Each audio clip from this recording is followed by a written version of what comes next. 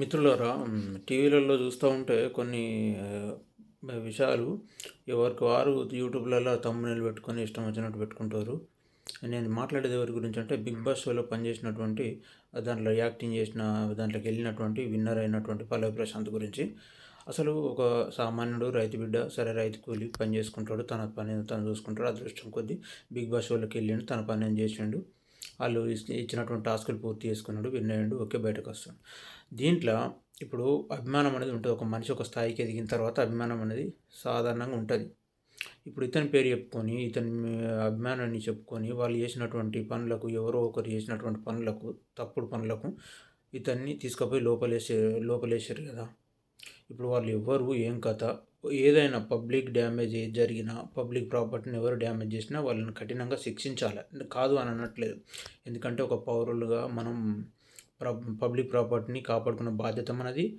అవసరమైతే దానికి ఎవరు ద్రోహం చేసినా, ఎవరు దానికి తప్పుడు పని చేసినా వాళ్ళని కఠినంగా శిక్షించాలి. కోర్టు కూడా, పోలీసులు కూడా వారి మీద కేసు పెట్టచ్చు, దాంట్లో తప్పేం లేదు. కాకపోతే ఇప్పుడు వాళ్ళు చేసిన పనికి ఎవరన్నా కావాల్సి ప్రశాంత్ పేరు ఖరాబ్ చేయడానికి కూడా ఎవరన్నా అనుకొని కూడా చేసి ఉండొచ్చు కదా. దాని మీద సరైన విచారణ చేసి వాళ్ళని లోపలేయాలా. అంతేగాని ఇప్పుడు ఇతని పేరు చెప్పుకొని వాళ్ళు చేసిన దౌర్జన్యానికి ఈ మనిషిని లోపలేసుడు ఎంతవరకు కరెక్ట్ కాదు కదా. సరే, కోర్టు వాళ్ళు కారణం, వాళ్ళ చట్టం తన పని తాను చేసుకోపోతుంది అన్నప్పుడు మనం కోర్టు విషయం లోపల కూడా తప్పవటానికి అది లేదు. కానీ కాకపోతే ఒక్కటి నేను అనేది ఏంటి అని అంటే, ఒక కామన్ మ్యాన్ ఆ స్థాయికి ఎదిగినప్పుడు తనకు ఒక సపోర్ట్ అనేది జరగాల. రైతు బిడ్డ అన్నప్పుడు, రైతు కూలి, ఎస్పెషల్లీ రైతు కూలి అతను. ఎందుకంటే స్వయంగా తను వ్యవసాయం చేస్తాడు కనుక ఒక రైతు కూలి. రైతు అనంటే ఎక్కడో ఉండి ఫోన్లు చేసుకుంటా పంట పండించే రకం కాదు. తను స్వయంగా ఒక రైతు పంట పండించేటువంటి వ్యక్తి కనుక కొంచెం ఎమోషనల్ అయితే అయి ఉండొచ్చు కావచ్చు. కానీ ఇతరులకు నష్టం చేయాలి, ఇతరులకు కీడు చేయాలన్న మనస్తత్వం అతనిది అయితే కాదు. అది ఎవరన్నా చేసి ఉండొచ్చు, మరి అతని పేరు ఖరాబ్ చేయడానికి. వాళ్ళను తెలుసుకొని విచారణ చేసి ఎవ్వరు తప్పు చేసినా లోపలేయరు, దాంట్లో తప్పు లేదు. అర్థమైందా. కావాలని, కాకపోతే పాపం అతను ఎంజాయ్ చేద్దామని, విన్నర్ అయ్యిండు, సంతోషం కొద్ది ఉందామని తను వచ్చిన డబ్బును కూడా తను వాడుకోవాలనుకోలే. ఎవరికొకరికి పేద రైతులకు సాయం చేద్దామన్న ఉద్దేశం కొద్ది ఉన్నాడు. అటువంటి మనిషిని తీసుకుపోయి లోపలేసుడు ఎంతవరకు కరెక్ట్ కాదు కదా.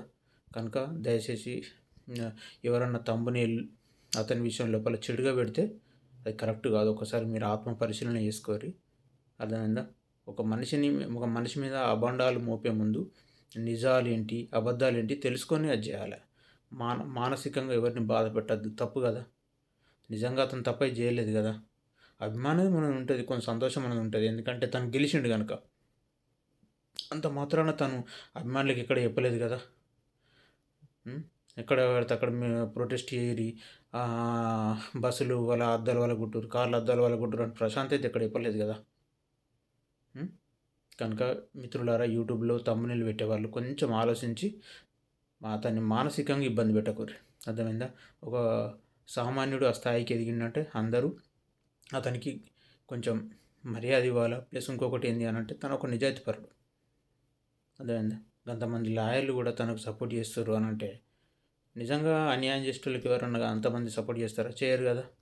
దయచేసి మిత్రులారా, వద్దు ఇటువంటి ఒక మనిషిని దుర్మార్గంగా కావాలని స్వార్థపూరితంగా థంబ్నెయిల్స్ పెట్టి యూట్యూబ్లో తన పేరును ఖరాబ్ చేసుడు ఎంతవరకు కరెక్ట్ ఇది. ఎందుకంటే వాళ్ళ అమ్మ నాన్న ఎంత ఫ్యామిలీస్ ఉంటారు, వాళ్ళు ఎంత డిసప్పాయింట్ అవుతారు. కరెక్ట్ కాదు కదా. దయచేసి మిత్రులారా, అట్లాంటి థంబ్నెయిల్స్ పెట్టకూరి. సరే, నిజంగా అన్యాయం ఏంటి, న్యాయం ఏంటి, పోలీసు విచారణ చేయాలి, తప్పేం లేదు. ఎందుకంటే ఎవరు కూడా రూల్స్కి విరుద్ధంగా, చట్టానికి విరుద్ధంగా ఎవరు పనిచేయద్దు. అర్థమైందా. ఎవరు తప్పు చేసినా పోలీసులు వాళ్ళ మీద యాక్షన్ తీసుకోవాలి, లోపలేయాలి. దానికి ఎవ్వరు కాదన్నారు. పబ్లిక్ ప్రాపర్టీ అది మనందరి ప్రాపర్టీ. బస్సులైనా ఏదైనా మన ప్రాపర్టీ, పబ్లిక్ ప్రాపర్టీ కనుక దాన్ని కాపాడుకోవాల్సిన బాధ్యత ప్రతి పౌరుని మీద ఉంటుంది. ప్లస్ చట్టం తన పని తాను చేసుకెళ్తుంది. ఒకవేళ ఎవరైనా ఉద్దేశపూర్వకంగా పని చేసినట్టుంటే వాళ్ళకి కఠినంగా శిక్షించరు, తప్పులేదు. అంత మాత్రాన ప్రశాంతం లోపలేయడం అనేది కొంత బాధ అనిపిస్తుంది. దయచేసి మిత్రులారా, తన మీద తప్పుడు ప్రచారం చేయకూడదు. అర్థమైందా. Okay, bye.